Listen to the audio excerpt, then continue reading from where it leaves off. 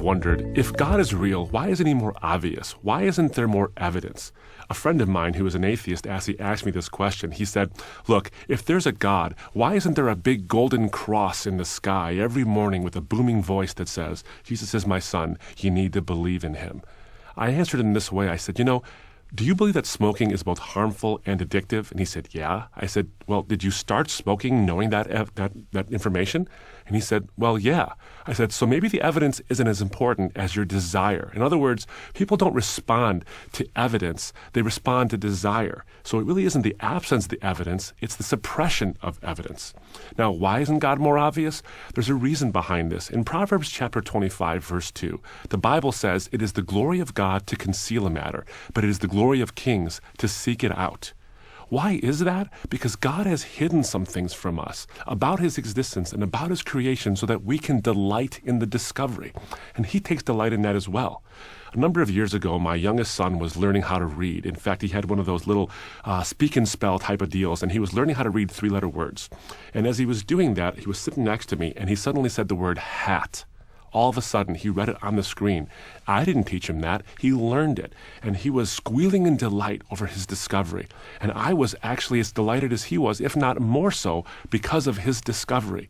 You see, when you see that parent-child relationship, when the child discovers something, there is a delight in that. But the parent delights even more. I think God is like that when we discover things that he's hidden, he delights as we delight in the discovery. Now, why don't we discover all things right away? Because we need to have an element of trust. Blaise Pascal, the famous theologian and scientist, said that God has put enough evidence in this universe so that belief in him is a most reasonable thing. But he also left enough evidence out so that it's impossible to believe in him based on reason alone. In other words, we need trust. That's what faith is. Trust based on knowledge of what we do know. You see, we all have faith. The question isn't, do we have faith?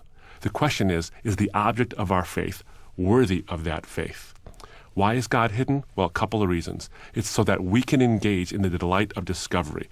The scientist Francis Bacon said that as he was exploring the universe and seeing science, he said, "Oh God, I find myself thinking your thoughts after you." He's delighting in that discovery.